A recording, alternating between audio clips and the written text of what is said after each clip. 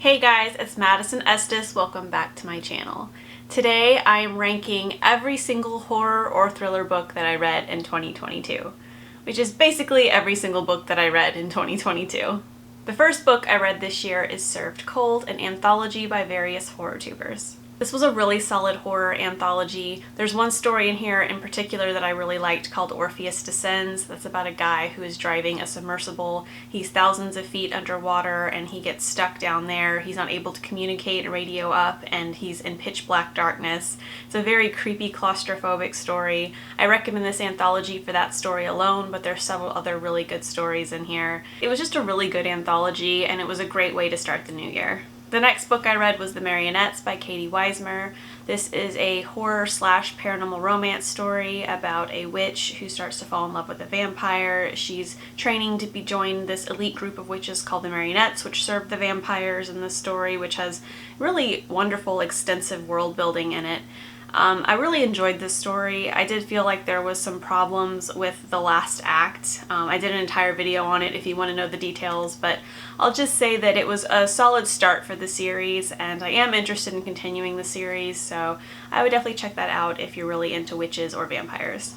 The next book I read is I Am Watching You by Trissa Driscoll. The story is about two teenage girls who are seen by a bystander talking to two guys that just got out of prison, and one of the girls goes missing the next day. And the story is told from the perspective of the bystander, the father of the victim, the girl who didn't go missing, the survivor, the PI who was hired by the bystander to investigate and try to find the girl, and then the last point of view is the killer.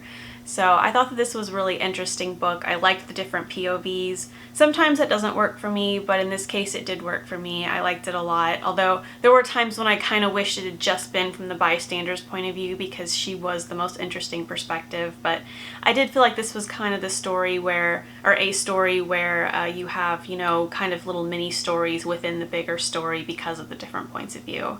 So I just thought it was really interesting and I enjoyed it a lot. This is definitely an author that I will be checking out again.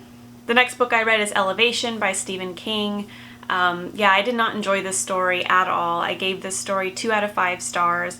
I felt like it was a really interesting concept about this guy who begins to lose mass. Not weight, it's not thinner, but he loses mass. So he looks the same, but he doesn't weigh anything, and towards the end of the story he starts floating.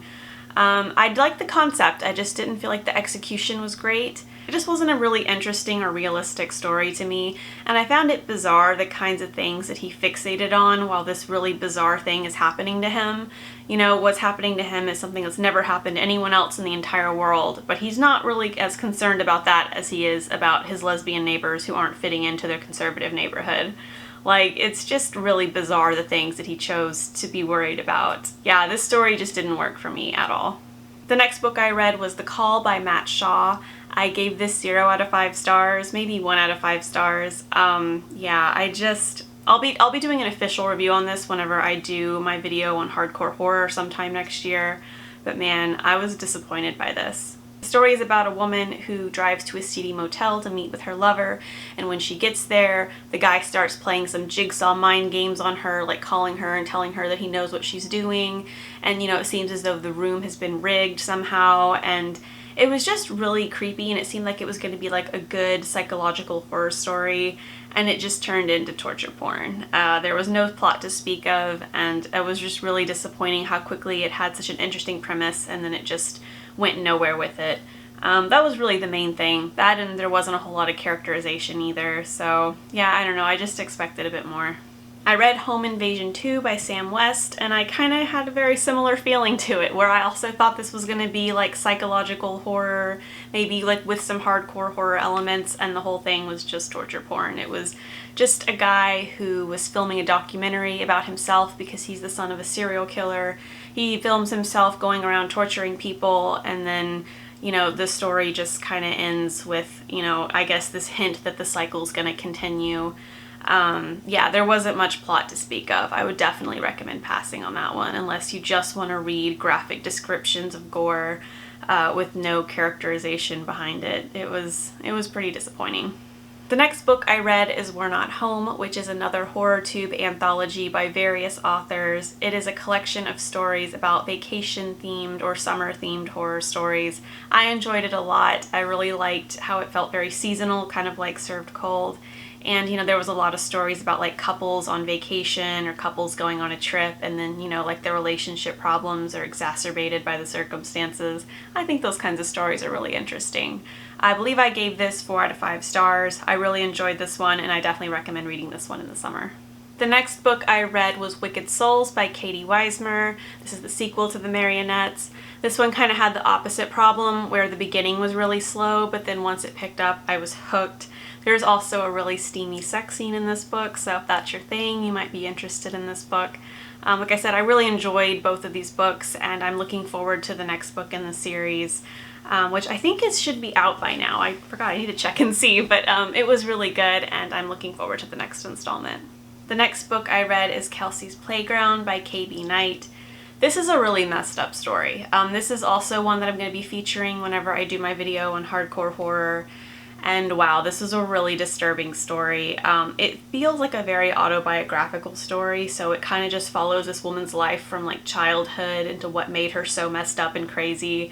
And for me, what really makes the story good isn't necessarily the plot, because the plot is, like I said, it just kind of feels like you're following this woman along on her life journey. It's more just her point of view and her personality. She's very snarky. At times she kind of reminds me of Dexter, but this is like... Dexter Morgan looks like a superhero compared to her. Like, she's really, really twisted, and she's like a sexual sadist, whereas Dexter Morgan is like a saint in comparison. But yeah, I still found her personality very interesting, even as she's doing these really horrible things and trying to justify them because she's also kind of narcissistic. I just found her really compelling, and I kept wanting to read more even though she was horrible, and I was like, why am I reading this? Why am I still reading this? But it's just because she's such an interesting character, although unlike Dexter Morgan, I wanted her to be caught by the end of this. I was like, I want her dead or in prison. She's terrible. I enjoy reading about it. I enjoy reading things from her perspective, but she needs to be in jail. So overall, I give this book 3 to 3.5 out of 5 stars. I thought that it was really interesting. If you're looking for a really interesting character-based story about a psychopath, I would definitely check out Kelsey's Playground. The next book I read, or rather reread, is Spider Bunny by Carlton Mellick III. I read this book a few years ago, and I'd forgotten a lot of it. I'd forgotten a lot of the story beats and how it ended, and I was pleasantly surprised. This book is very twisted, although not twisted in the same way that Kelsey's Playground is, because that is, realistic horror, whereas this feels like an acid trip. This story is about a group of friends who end up getting trapped inside a cartoon commercial where at any moment they are at risk of being turned into cereal and eaten by children. I did a whole video on this book if you're interested in learning more, and it starts off with its own 30-second commercial that I filmed about this book, so that was kind of fun to do. But yeah, it's a good book. I gave it 5 out of 5 stars. I would definitely recommend this if you're in the mood for some weird horror. The next book I read was actually a horror comic. It's called Dying is Easy by Joe Hill. It is a gritty noir horror story. It's about a guy who's a homicide detective who has apparently been framed for murder, and he has to prove that he's innocent. So kind of a generic plot, but what's kind of interesting is that he's a stand-up comic, and the other guy that was murdered is also a stand-up comic. And there are some potential motives that arise because he was killed outside of a comedy club. The victim in question used to steal material from people, and he was becoming famous and sort of on the way up. And so, you don't know whether or not he was murdered because of, him stealing money, because of him stealing jokes. Was it revenge? Was it envy? You don't know. There's a lot of different motives. So that's kind of what made it interesting. That and the fact that this guy is a detective and a stand-up comic, so he's cracking jokes left and right. I thought that it was funny, interesting, and the illustrations were gorgeous. So if that's something that you're interested in, I would definitely check this out. After that, I read a couple love stories that I'm not going to get into because this isn't that kind of channel, but I am going to talk about a love story I read that's slightly a love story, mostly a horror crime thriller, and that book is Heartsick by Chelsea Cain. Heartsick is about a homicide detective named Archie who is kidnapped by a female serial killer named Gretchen. She tortured him for 10 days before she let him go and then turned herself in. The story begins with him investigating a new case while he's getting information and clues from her, kind of like Silence of the Lambs, but with the genders reversed. It's a really interesting book. I felt like it was a really good start to the series. And then I read the second book, Sweetheart, which I ended up giving 2 out of 5 stars. I gave Heartsick 4.5 out of 5 stars. I thought that it was really good. I don't even remember why I didn't give it 5 out of 5, because I just remember being really impressed by that book and thinking, oh man, I found a new great series. And then I read Sweetheart, and man, was I disappointed. Sweetheart just kind of like spit in the face of everything Heartsick was trying to do. Heartsick gave us this really broken man who was trying so hard to be a good father and trying to be a good husband again, and you were just convinced that he was going to try to reconcile with his wife and try to rebuild things. And then in Heartsick, he just completely stops trying. He's a terrible father. He's a terrible husband, even though I think they're separated. I don't think they're divorced. I don't remember. Point is, he kind of tries to reconcile with her, but then he basically attacks his ex-wife or present-day wife, and he's just an asshole. He's just a horrible person. And you know, I get that he has PTSD and all these other mental problems, but I don't really like stories about characters that are just irredeemable. And that's really what Archie felt like in the second book. I just didn't feel like he had any redeeming qualities, and he wasn't making smart choices. That's another thing too. I feel like you can have a character that's damaged but smart, or that's, you know, naive and kind of dumb but has their heart in the right place. I don't feel like you can have both. You can't have one that makes terrible decisions and is dumb but is also like an anti-hero. I can't root for a character like that. So, you know, Sweetheart was terrible.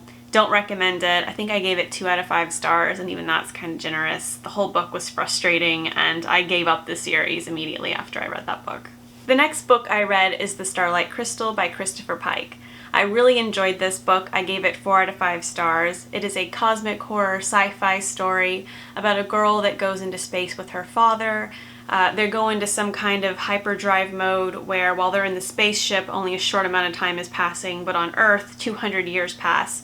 And she has to say goodbye to this guy that she was falling in love with, so she knows that when she goes into space, you know, she's never going to see him again, and it has this really tragic star-crossed lovers feel to it.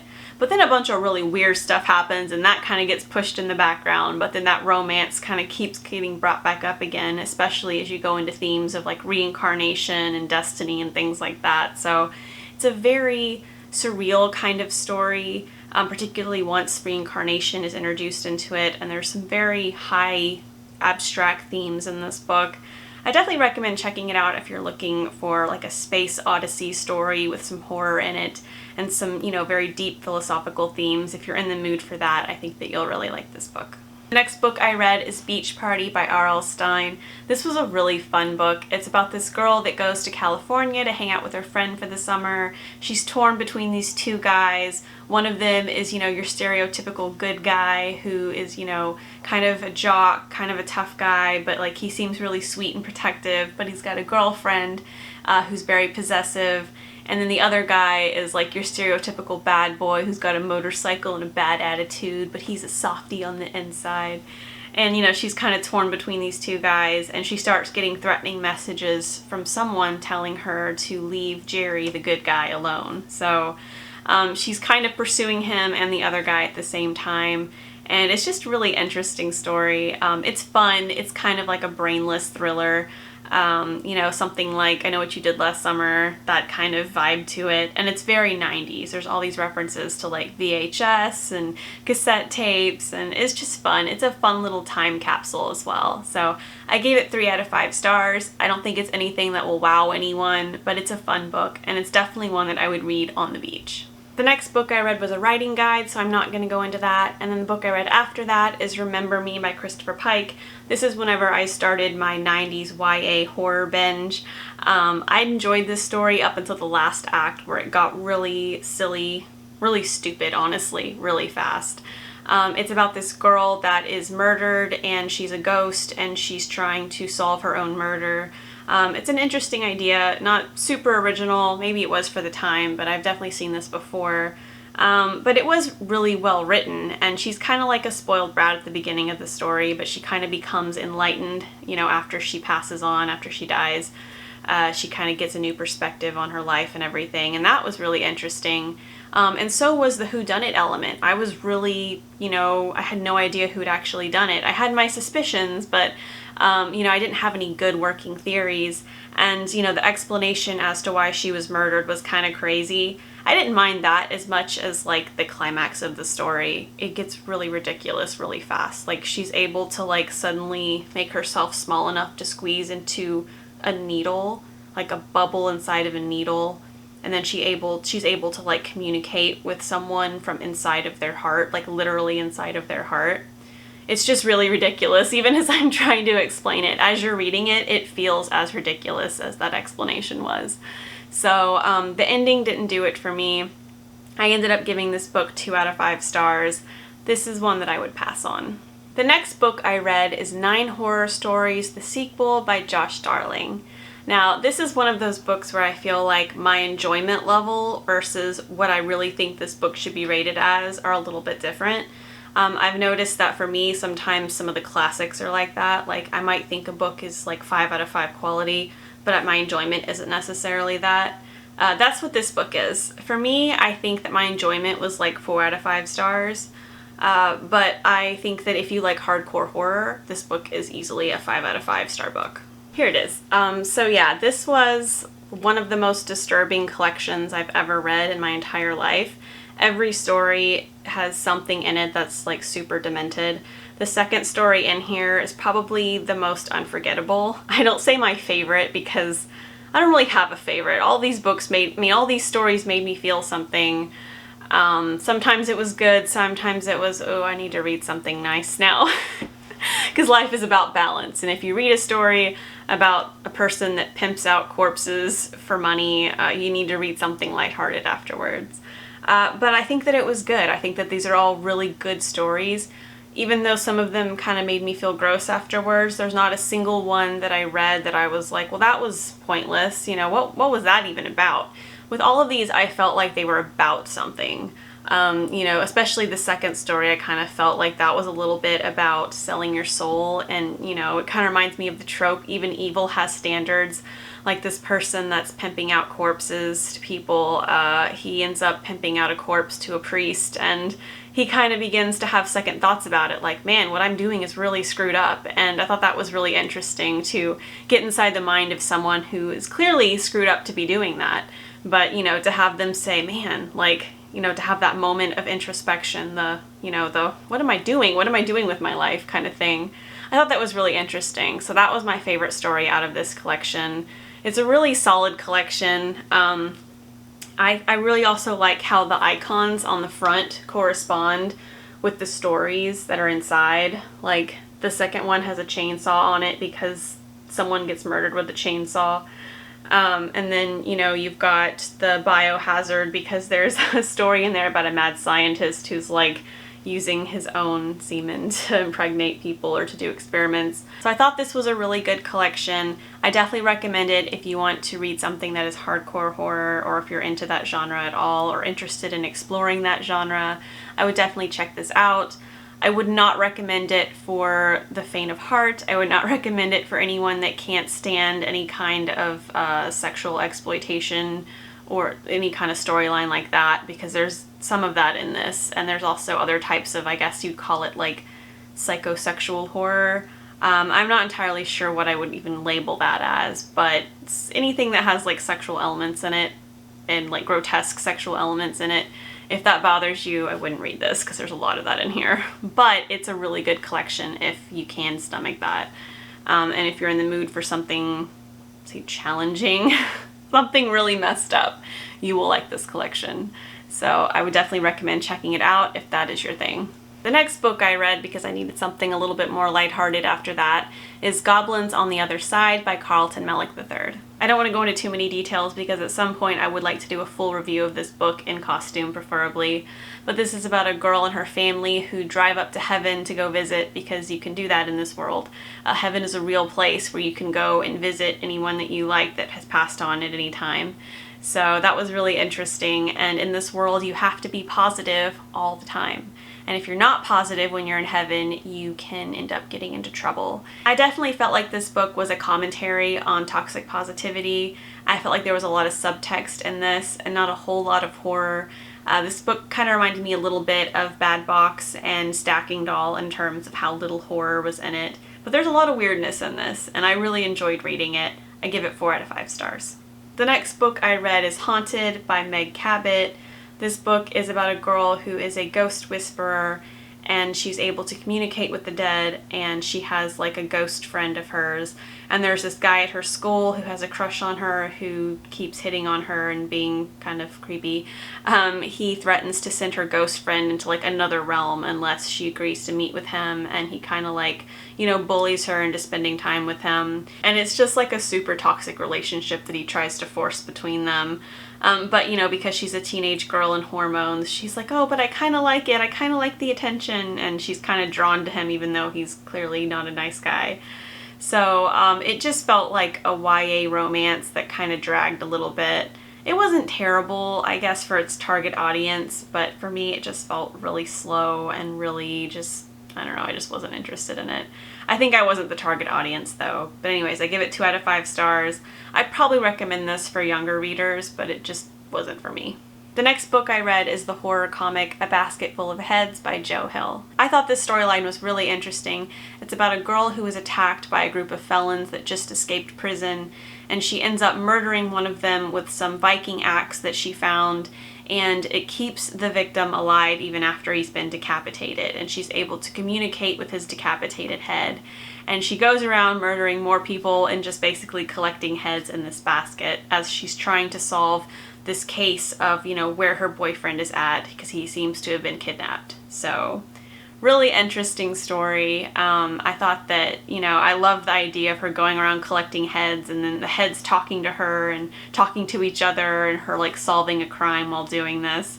It's a really interesting concept. I would love to see this made into a movie someday. I would definitely watch it. I think that it's a very creative idea and I enjoyed it a lot. I gave it 5 out of 5 stars. The next book I read was another horror comic by Joe Hill called Plunge. I enjoyed this story a lot. It reminded me of The Thing and Alien and a little bit of the movie Ghost Ship. It's about a salvage crew that is recruited by an oil company to recover one of their ships after they receive a distress call, even though the ship disappeared like back in the 80s. And then they suddenly start receiving a distress call. It was very interesting to me how nobody was like, what could be going on? But that's what they're sent there to do, is to figure out what's going on. And, you know, nobody's like, is it ghost? Is it ghost? Like, my first thought would have been clearly ghosts. But anyways, they don't know they're in a horror story. So to them, they're just like, it must be that, you know, a tide must have knocked the ship over and made the solar panels from the 80s suddenly start working, which gave the ship just enough energy to start sending the distress call. Like, sure, that's a lot of mental mathematics to come up to that conclusion. But, you know, this is a story where people try to find scientific explanations for things because, you know, they don't know they're in a horror story. You know, I really can't recommend this comic enough. It's probably the best one I've read, aside from A Basketful of Heads. I'll say that A Basketful of Heads is maybe a little more original in terms of the concept, but Plunge is just a beautiful comic with a wonderful story. I highly recommend checking out both of them. I gave both of them 5 out of 5 stars. The next comic I read was In the Low, Low Woods by Carmen Maria Machado. I gave this 2 out of 5 stars. Whenever I eventually post the video, you'll see why, but overall I thought the plot was really confusing and the artwork was kind of eh. So, yeah, so 2 out of 5 stars. I'm not going to go into too many details because I am going to do a full review on this. But needless to say, I was a little disappointed. The next horror comic I read was In by Stephen King. This is a story about a place called Acker's Field where people go and they think that they see 7 stones, but wait, is it 8? Anytime you take a picture or look at something through like a camera, you see a different number of stones than the stones that are actually there. The guy that ends up going there ends up like touching the stones to keep them fixed. There's definitely some themes of OCD, which is what one of the characters thinks he has. And then one of the characters ends up committing suicide, like very early in the story. And then, you kind of see that insanity or the curse, whatever you want to call it, has been passed on to the next person. So, and then that cycle kind of repeats a few times. So it was a really interesting concept. I really loved the cosmic horror imagery in the comic and the cosmic horror themes. I ended up giving this comic 3.5 out of 5 stars. I knocked off a few stars because I did feel like the storyline started to get a little bit repetitive, but overall it was a really good concept with some interesting ideas and some really interesting artwork as well. The next horror comic I read is Road of Bones by Rich Douek. I thought this was a very interesting story about a man and two of his fellow inmates that escape a Russian prison in the 60s, and they have to battle, you know, the tundra and, you know, the frozen wasteland and the elements and, you know, the threat of starvation in order to survive. So I thought that it was a really interesting survival horror story, a little bit predictable, but there were a few twists thrown in, and I thought the artwork was really something else, especially considering it's all one setting. There's a few times the setting changes. For the most part, they're just in the snow. They're in the mountains in the snow, and yet the artist found a way to, you know, use different color palettes and experiment visually by using different colors, and they just made it really interesting. So 4 out of 5 stars. It's a really good horror comic. So after that, I read another writing craft book, and then I read Chain Letter by Christopher Pike. Chain Letter is a lot like I Know What You Did Last Summer. It's about a group of friends that were out partying, and then they accidentally hit this guy with their car and kill him, and then they bury him and try to like move on with their lives. And then a year later, they end up getting threatening messages from someone who tells them that they have to do things and then pass on the chain letter to the next person in their group. And if they don't do the thing that the person is telling them to do, something horrible will happen to them. The challenges start off very trivial. Like the first one is a girl has to draw graffiti over the school mascot, but then later on they become more challenging and somewhat threatening, like life-threatening in some cases. So it's a really interesting spin on the I Know What You Did Last Summer premise, which I'm sure was probably really popular when this book came out. But, you know, I thought that it was really interesting, and I did not foresee who the person was that was pulling all the strings. So I thought it had a really good ending, and it made me kind of sad at some parts, but I really enjoyed it. I thought it was a great book, and like I said, I really enjoyed the ending. It made me sad, it made me feel all the feelings, and it was a really good surprise as well. So 5 out of 5 stars. The next book I read is The Midnight Club by Christopher Pike. I read this book whenever I was in high school, and I remember it made me very sad. I just remember I connected with this book a lot. I didn't connect with it as much this second time around. I don't know if it's because my expectations were higher, whereas when I read it in high school, I was just like, oh, Christopher Pike, that's cool. Like I said, I thought it was okay. I didn't think it was as deep as I remembered. It's about a bunch of teenagers that are living in a hospice, and they tell stories at midnight about just various things using characters that oftentimes echo themselves in some way. And there's a lot of themes of reincarnation, which is another thing. I think after reading how many books by Christopher Pike this year, and a few of them had that reincarnation theme to them, or like the life or death theme, maybe I was just getting a little fatigued. I don't know. But I just wasn't as into this as I thought I would be. It was very romantic though, and I did like, what I liked from this book in comparison to the show is that the show has a very weak frame story, and the romance between Ilonka and Kevin is like barely there. And in this book, it feels much deeper. Their connection feels a lot deeper. And that could just be because we're more in Ilonka's head in the book, but I just felt like, you know, there was a much deeper, more meaningful connection between them in the book. And I will say this, even though I kind of feel like the reincarnation theme can get a little bit tiresome in his books, I really did like it in The Midnight Club, particularly since you're dealing with this really bleak topic of teenagers dying. And I didn't really have that in the miniseries, and I really missed it in the miniseries. I don't know, I just kind of felt like it was strange how reincarnation is something that Christopher Pike touches on in almost all of his books, and I don't remember there being one story that really incorporated reincarnation. So that's a little bit bizarre. I don't know if the author's beliefs have changed and like he requested that they not include those storylines, or if that was something that Mike Flanagan decided on.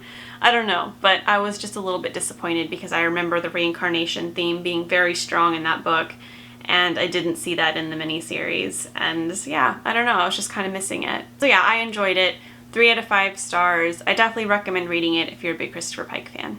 And then I read Monster by Christopher Pike, because apparently I was just going through a Christopher Pike binge that I did not even realize I went on this year. Holy moly. Monster is about a girl that moves to this new community, and one of her friends goes on a mass shooting spree and murders several of their classmates. Whenever the main character Angela asks her friend why she did it, she says it's because they were no longer human.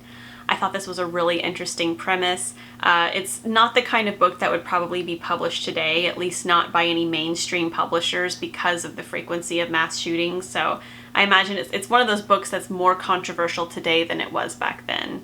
But, you know, I think that it's really interesting, this idea of like the mass shooter possibly not being the bad guy in this story, because, you know, are these people not human? Is there something wrong with them? Is it some kind of infection? You know, are they vampires? I'm not going to tell you, but it's a really interesting story. And again, I kind of like this idea of playing with, you know, the trope of, is the mass murderer really the crazy one?